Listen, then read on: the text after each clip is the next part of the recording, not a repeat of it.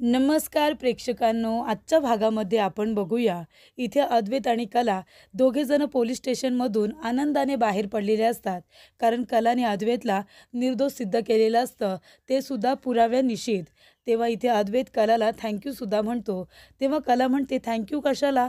अद्वैत म्हणतो, तू माझ्यासाठी सगळ्यांबरोबर भांडलीस ना, त्यासाठी. तेव्हा कला म्हणते, तुला माहिती आहे मला कुणावरही अन्याय झालेला आवडत नाही आणि मी नेहमी सत्याची बाजू घेते आणि त्यासाठी मला ज्याच्याबरोबर भांडावं लागेल मी भांडणार आहे. म्हणजे अन्यायाच्या विरुद्ध नेहमी आपण कलाला लढताना तर बघितलेलंच आहे. आता तर प्रेक्षकांनो वेळ होती ती तिच्या नवऱ्याची. मग तर ती पेटून उठणारच होती आणि तेच आपल्याला दिसलं. तेव्हा इन्स्पेक्टर साहेब तिथे येतात आणि म्हणत असतात की कला मॅडम, म्हणजे आपण तर नेहमी ऐकलंय की बायको ही नवऱ्याच्या पाठी खंबीरपणे उभी असते. आपण घरी तर बघतोच, पण आता बाहेरसुद्धा तुम्ही ते दाखवून दिलंत की नवऱ्याच्या पाठीची बायको ही खंबीरपणे नेहमी उभी असते. तेव्हा इन्स्पेक्टर साहेब म्हणत असतात की आमच्यामुळे तुम्हाला त्रास झाला त्यासाठी सॉरी, पण तुमच्यामुळे आम्हाला 2 गुन्हेगार हे मिळालेले आहेत. तेव्हा कला म्हणत असते की साहेब, त्याच्यामध्ये तुमची खरंच काही चूक नाही आहे. तेव्हा इथे इन्स्पेक्टर म्हणत असतात, नाही तरीसुद्धा आमच्यामुळे तुम्हाला त्रास झाला त्यासाठी मी सॉरीच म्हणतोय. कला म्हणते, नाही साहेब, त्याची खरंच गरज नाही आहे. तुम्ही फक्त एक काम करा ना, तुम्ही त्या मुलीला या पत्रकारांसमोर हे सांगायला सांगा की तिने हे सगळं पैशांसाठी केलं म्हणून. या सगळ्यामध्ये चांदेकरची काही चूक नाही आहे.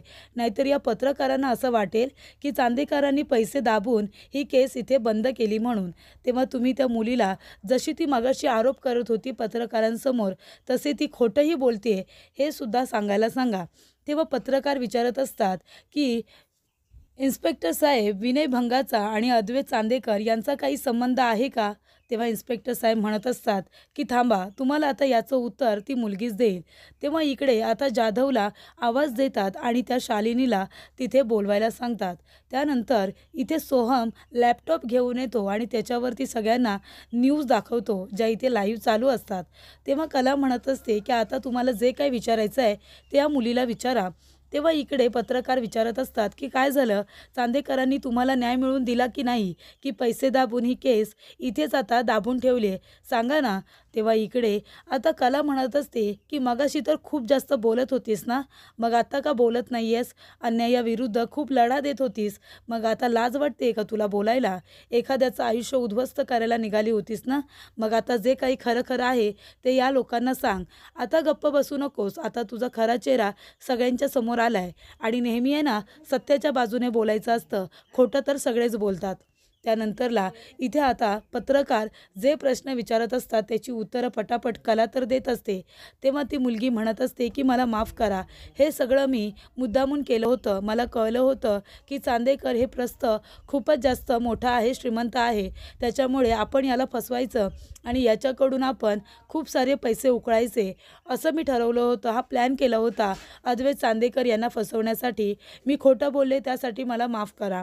तेव्हा कला म्हणत असते, बघितलंत का, तिच्या तोंडूनच तुम्ही आता ऐकलत ना, म्हणजे गरीब श्रीमंत, काळा गोरा असा भेदभाव तुम्ही करत जाऊ नका.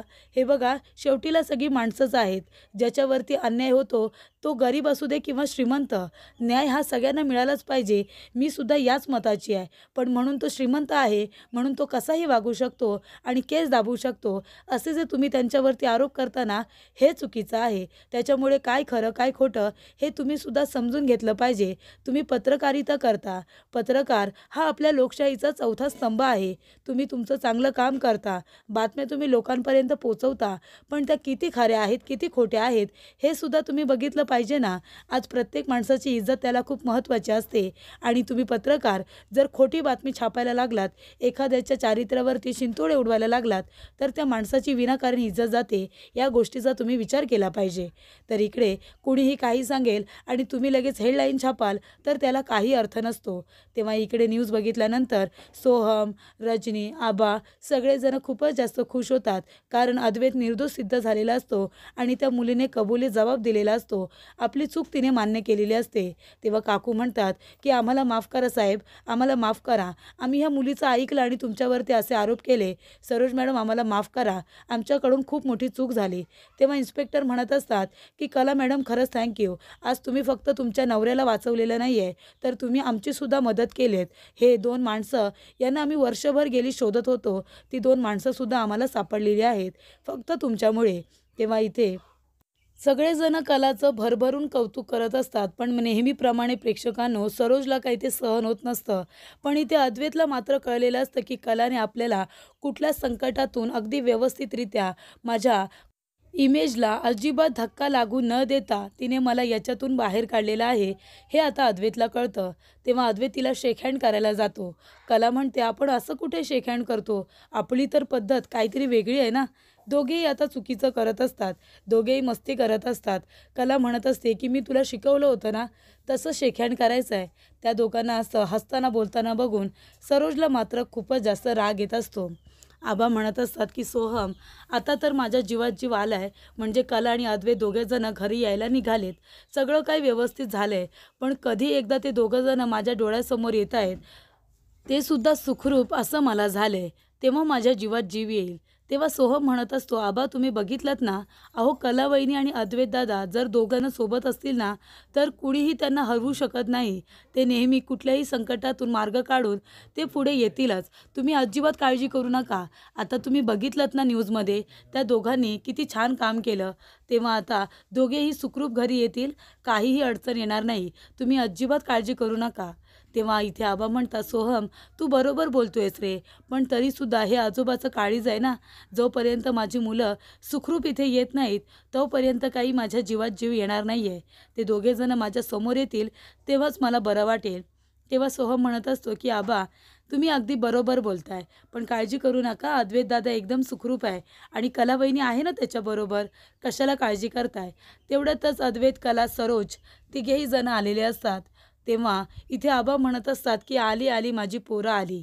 तेव्हा इथे आबा म्हणतात की कला, अद्वैत, अरे तुम्ही दोघांनी काही काम केलेत माहिती आहे का? तेव्हा सोहम म्हणत असतो, आबा मी म्हणालो होतो ना, कला वहिनी आणि अद्वैत दादा दोघेजण सुखरूप इथे येणारच आणि दोघांनी कसं स्वतःला निर्दोष सिद्ध केलं. तेव्हा आबा म्हणत असतात, खरंच तुमच्या दोघांची जोडी अंबाबाईने अशीच टिकवून ठेवावी. तुम्ही दोघेजण जेव्हा सोबत असताना कुठलेही संकट तुम्हाला हरवू शकत नाही. आबा म्हणत असतात, जसं कोहिनूर हिरा 52 काशी सोन्यामध्ये कसा उठून दिसतो ना, तशी तुमच्या दोघांची जोडीसुद्धा उठून दिसते. आणि तुम्ही दोघेजण जेव्हा एकत्र असता तेव्हा मात्र तुम्ही त्या कोहिनूर हिऱ्यासारखे लखलखत असता, असं आबा त्यांना आता उपमा देत असतात. तर इकडे आबा म्हणतात की कला, तू तुझ्या नवऱ्याला या एवढ्या मोठ्या संकटातून अगदी व्यवस्थितरित्या त्याच्या इमेजला कुठलाही डाग न लावता निर्दोष सिद्ध केलेला आहेस. खरंच बाळा, अंबाबाई तुला नेहमी आनंदात ठेवेल. तू एवढं मोठं काम केलेस ना, चांदेकरांची इज्जत वाचवली आहेस तू. आज इथे अद्वैत एवढा मोठ्या संकटातून बाहेर पडलाय फक्त आणि फक्त तुझ्यामुळे. तेव्हा कला म्हणते की नाही आबा, मी असं काही केलेलं नाही आहे. पण मला खात्री होती की चांदेकर असं कधीच वागू शकत नाही, म्हणून मी त्याची साथ दिली. तेव्हा सरोज म्हणत असते की आबा, आपला अद्वैत निर्दोष होता ना, म्हणूनच तो निर्दोष सुटला आहे. त्याच्यामध्ये या मुलीची काहीही नाही आहे गरज आणि तिने एवढं काही नाही केलं आहे. तेव्हा आबा म्हणतात, असं कसं? तो जरी निर्दोष असला तरीसुद्धा हे सगळ्यांना पटवून देणं तेवढंच महत्त्वाचं होतं आणि तेच कलाने केलं आहे. तेव्हा सोहम म्हणतो, काय गं वहिनी, दादा एवढा कसला विचार करतोय? त्याला तंद्री लागली की काय? तेव्हा आबा म्हणतात, सोहम त्याला आता चिडवू नकोस. तेव्हा सोहम म्हणतो की तुम्ही दोघांनी खरंच खूप चांगलं काम केलं आहे. आजचं अवॉर्ड गोज टू कला आणि अद्वैत. तेव्हा आबा म्हणतात, अरे वा पठ्या, दोघांची नावं घेतोयस का? बरं झाला. सोहम तू आता राहू दे, त्याची काही मस्करी वगैरे करू नकोस. कला आणि अद्वैत तुम्ही दोघेजणं जा, थकला असाल ना, आता जाऊन थोडा वेळ आराम करा, म्हणजे तुम्हाला बरं वाटेल. तेव्हा इकडे कला आणि अद्वैत दोघेही जण आता आराम करायला जातात. तेव्हा इथे कला खूपच जास्त थकलेली असते, कारण इथे त्यांना खूपच जास्त मेंटली आता प्रेशर आलेलं असतं, टेन्शन आलेलं असतं. त्यानंतर अद्वैत आपल्या मनामध्ये म्हणत असतो की जे घडलं ना ते घडायलाच नको होतं. नाही नाही म्हणालं तरीसुद्धा माझ्या इमेजला धक्का बसलाच आणि चांदेकरांची इज्जतसुद्धा थोडीफार गेलीच असेल. कारण का नाही म्हटलं तरीसुद्धा चांदेकरांचं एक स्टेटस होतं आणि या मुलीने त्यालाच डाग लावण्याचा प्रयत्न केला. तेव्हा इथे कला आता म्हणत असते की चांदेकर काय झालं, आता कसला विचार करतोयस, काहीतरी म्हणालास का? तेव्हा अद्वैत म्हणतो नाही मी काही नाही म्हणालोय. तेव्हा कला म्हणते नाही रे मला आवाज आला, असं वरून काहीतरी म्हणालास. तेव्हा अद्वैत म्हणतो नाही मी नाही म्हणालोय. तेव्हा कला म्हणते अरे काय आहेस तू, मला आवाज आला तू थँक्यू म्हणालास का? तेव्हा अद्वैत म्हणतो मी कशाला तुला थँक्यू म्हणू. तेव्हा कला म्हणते चांदेकर अरे कसा आहेस रे तू, मी तुला एवढी मदत केली, एवढ्या संकटातून मी तुला बाहेर काढलं, तर त्यासाठी तू मला थँक्यू नाही म्हणणार आहेस. तेव्हा अद्वैत म्हणतो आणि मगाशी म्हणालो ना पोलीस स्टेशनच्या बाहेर. तेव्हा इथे कला म्हणत असते हो म्हणालच ना पोलीस स्टेशनच्या बाहेर, पण ते सगळ्यांसाठी, मला रूममध्ये आल्यानंतर तू कुठे थँक्यू म्हणालास. तेव्हा इथे अद्वैत म्हणतो माझं असं काही नसतं, बाहेर एक आणि आतमध्ये एक, माझं सगळीकडे सारखंच असतं, एकदा म्हणालो ना थँक्यू. तेव्हा कला म्हणते असं कसं, जेव्हा मला कळलं होतं की तू आमचं घर वाचवलेस, तू आमची मदत केलीस, तेव्हा मी तुला कसं थँक्यू म्हणाले होते. तेव्हा इकडे कला म्हणते जाऊ दे ना, पण तुम्ही चांदेकर आहे ना इगोमध्ये राहता, तुम्हाला कोणी मदत केली तरी पण थँक्यू म्हणायला तुम्हाला जड जातं, इथे सॉरी म्हणायला तुम्हाला जड जातं. पण आता तू मान्य कर का चांदेकर, म्हणजे एक तर तुला थँक्यू म्हणताच येत नाही, दुसरं तुमच्या चांदेकरांमध्ये इतका इगो आहे, तुमचा खानदानी प्रॉब्लेम आहे की तुम्हाला थँक्यू म्हणता येतच नाही आणि सॉरीसुद्धा. तेव्हा इथे अद्वैत म्हणत असतो तू गप्प बसा, माझ्या खानदानाला आणि रक्ताला काही बोलू नकोस. तेव्हा कला म्हणते मग ठीक आहे तू मान्य कर की तुला सॉरी थँक्यू काही बोलता येत नाही.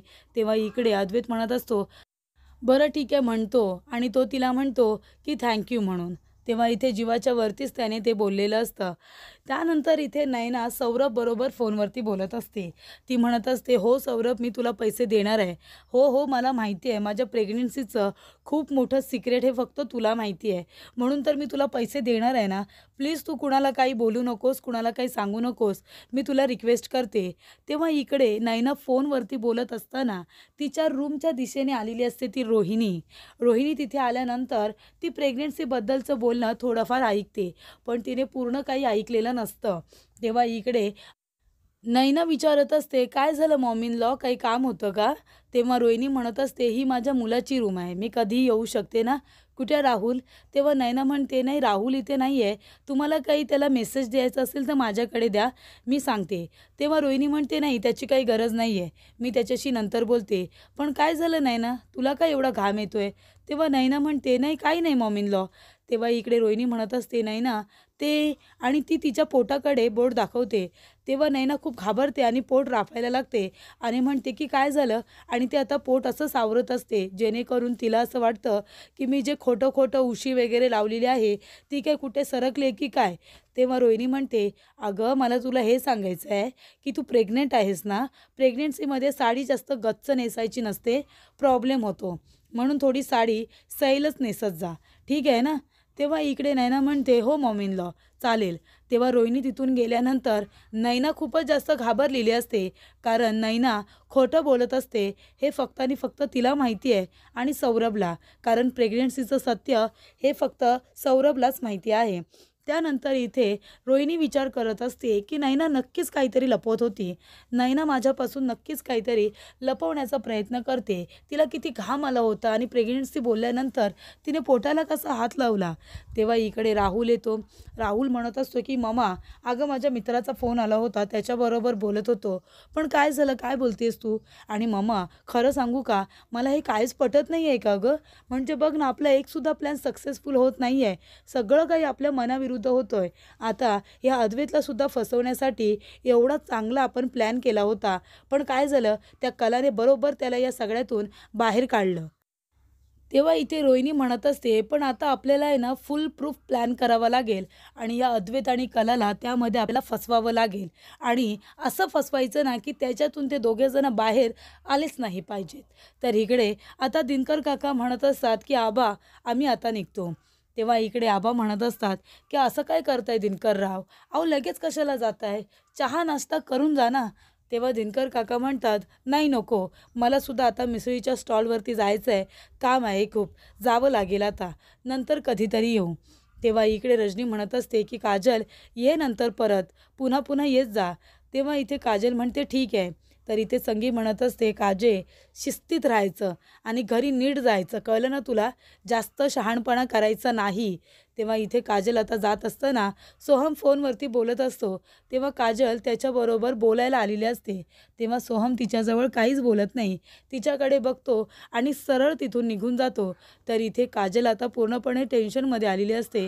घरातले लोकंसुद्धा तिला आता रागवत असतात आणि सोहमवरती तिचं प्रेम आहे याची तिला जाणीव झालेली असते. पण इथे सोहमसुद्धा तिच्याबरोबर बोलायला तयार नसतो. तेव्हा इथे कला म्हणत असते, बरं ठीक आहे, जाऊ दे. तुला माहिती आहे का चांदेकर, जेव्हा तू माझी मदत केली होतीस तेव्हा मी तुला थँक्यू किती मनापासून बोलले होते. तुला विचारलं होतं तुला काय हवं आहे खायला, काय बनवू. तेव्हा तू जे जे सांगितलंस तेवढं तुला चांगलं चुंगलं बनवून मी खायलासुद्धा दिलं होतं.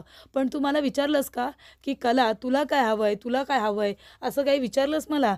तेव्हा इथे अद्वैत म्हणतो, मी कशाला विचारू, तू काय जे काही केलंस त्यासाठी थँक्यू म्हणालो ना तुला, मग आता काय विचारायचं त्यात. तेव्हा कला म्हणते, का नको विचारायला, मी कसं तुला हवं ते दिलं. मग आता तुझं एवढं मनच मोठं नाही आहे विचारण्यासारखं, तर राहू दे. मी काही तुझ्याकडून अपेक्षासुद्धा ठेवत नाही, जाऊ दे तिकडे. तेव्हा अद्वैत म्हणत असतो, बरं बरं ठीक आहे, सांग काय हवं आहे तुला. तेव्हा कला म्हणते, चांदेकर नक्की देशील तू मला. तेव्हा अद्वैत म्हणतो, मागून तर बघ, आधी विचार करतो काय मागतेस त्याच्यावरती ठरवतो.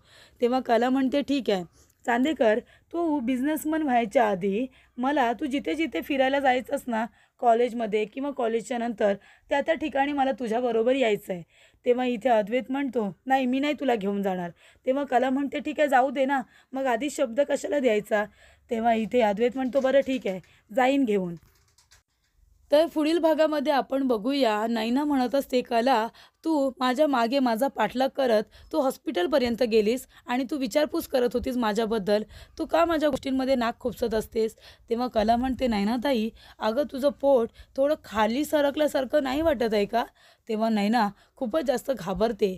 त्यानंतर इथे अद्वैत कलाला आता फिरायला घेऊन जात असतो, पण तो आपल्या बुलेटवरती घेऊन जात असतो. अद्वैत म्हणत असतो की खरे नीट पकडा मला, नाहीतर तुझा पदर सांभाळ, आपल्या तरी गाडीत अडकेल नाहीतर दुसऱ्या कुणाच्या तरी गाडीमध्ये अडकेल. तेव्हा इकडे अद्वैत आता खूपच जास्त फास्टमध्ये गाडी चालवत असतो. तेव्हा इथे कला म्हणते, चांदेकर बावळट पडेन ना मी. आणि इथे अद्वैत आता खूपच जास्त फास्ट गाडी चालवत असताना कला चांदेकरला पकडते आणि मनातून खूप जास्त खुश होते.